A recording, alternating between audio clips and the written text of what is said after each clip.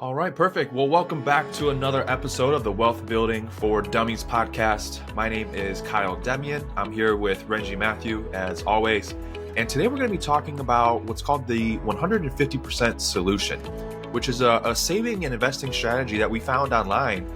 And we found that we really like it. It's a unique strategy to help with optimal growth if the market goes up, but also the market protection if the market were to crash.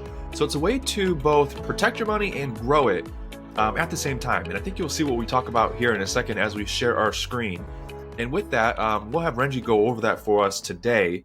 Renji, is there anything that you want to add before we share my screen, or should I just share it and you start going through it for us? Oh yeah, go ahead and start sharing. And as you're sharing, I can go into some of. So there's so many different types of investment strategies out there, guys, and this kind of helps you see, okay, what makes sense for you, right? So yeah, now that Kyle has it open, I will go through it a little bit. So this concept is called the 150% solution, having a plan that covers all your bases. And here's how it works. So first up, you have your securities. These are like little slices of companies, or it's like stocks that you can buy, right? And then they have risk, but they also bring in good returns over time. And think of it like investing in your favorite game. Sometimes you win big, sometimes it's a smaller prize, but overall it adds up. Then there are safe investments, and these are like the steady players in your team. They might not give you huge wins, but they're reliable. And these are LIRPs, fixed and fixed index annuities, and CDs. These are some good examples for that. And then they pay you back with interest over time, kind of like earning points in a game, just by sticking around. Then finally, we have cash equivalents. These are like your emergency funds. The stashes that you only touch if you need it, right? They're super safe and easy to access, keeping spare coins in your pocket, or things like cash in savings accounts or in a safe. So the 150% solution is about balancing these three so that you spread your money across them. And so even if one doesn't perform so well, the others can pick up the slack. It's like having a diverse team in a game. Everyone's got their strengths and part to play, but together they make you unbeatable, right? You want to add anything to that, Kyle? Yeah, you did a good job. I think, as like you were saying, it's a good way to diversify and split up your money, but still have the protection and the growth upside. And this is a sneak peek of what's to come from our course and our community that we're launching. This is one of the solutions that we talk about. And as we were going through this, we were like, hey, let's just talk about this today. So with that, Renji, let's talk about, and you went over the 70%, 75% upside, 75% downside, right? Like at the bottom? No, I didn't. So you Okay. can go ahead and go through that. Okay.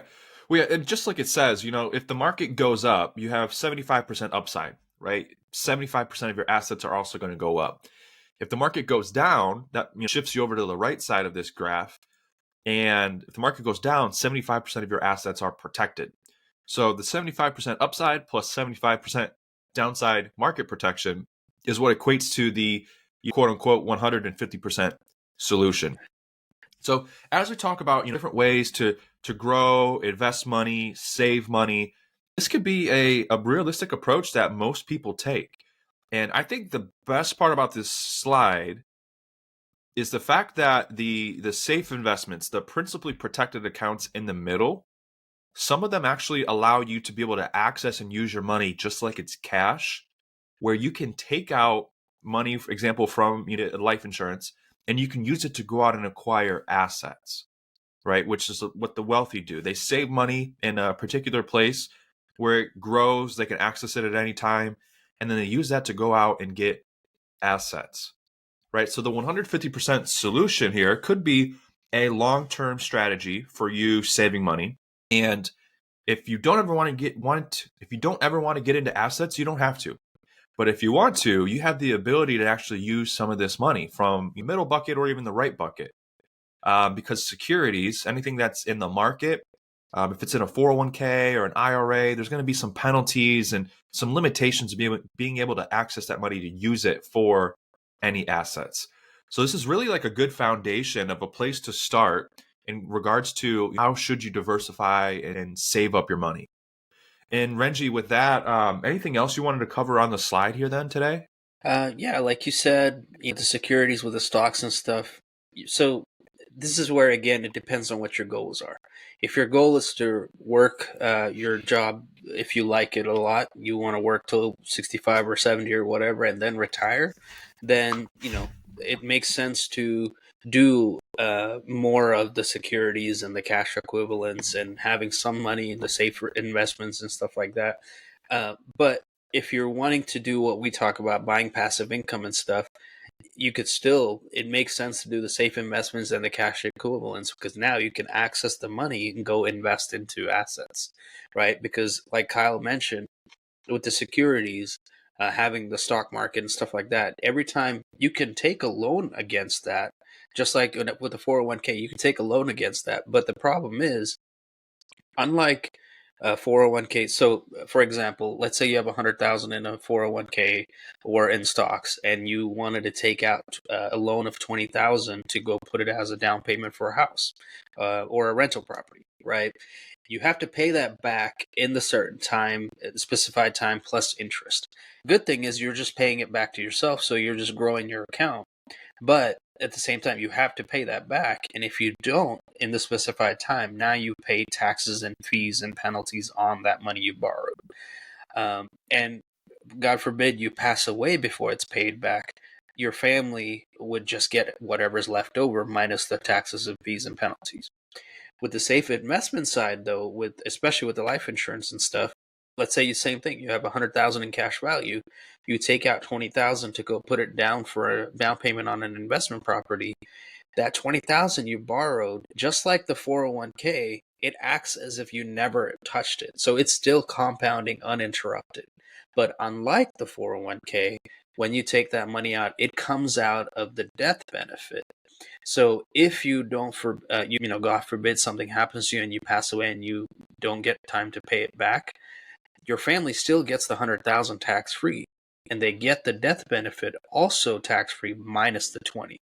So unlike the 401k where they only get the leftover minus taxes and penalties, in the insurance side, they get all of the money that they saved up plus the growth tax free, and they get the death benefit. So it's an added benefit. You're getting more money back to your family.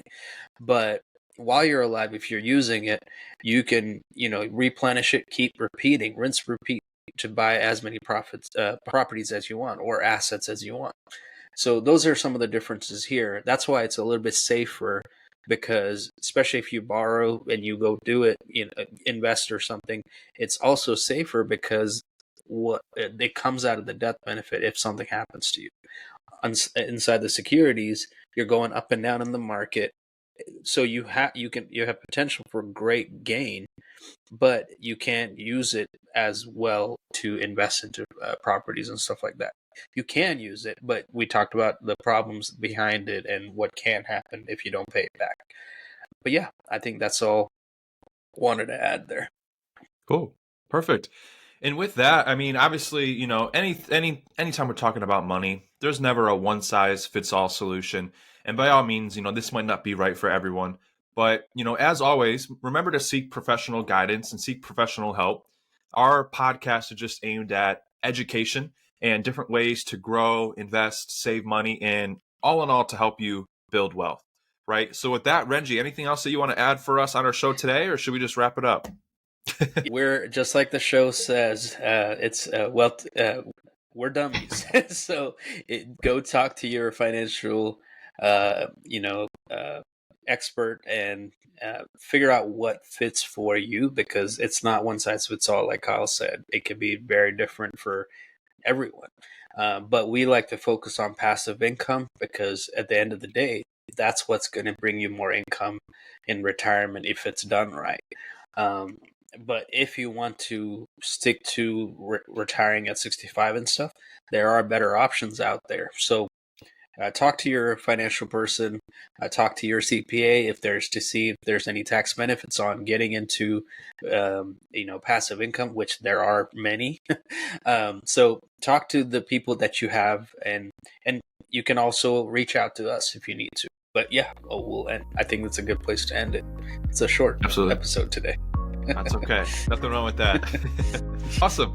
Well, thank you guys for tuning in. Make sure to like, comment, and subscribe. And if there's anything, that you guys wish that we would talk about on our podcast, leave that in the comments below. We do check the comments, and we've used some of your guys' thoughts and opinions and actually questions before to give us ideas for different podcasts that we could record. So thank you guys for tuning in as always, and hope you have a great rest of the day. Take care.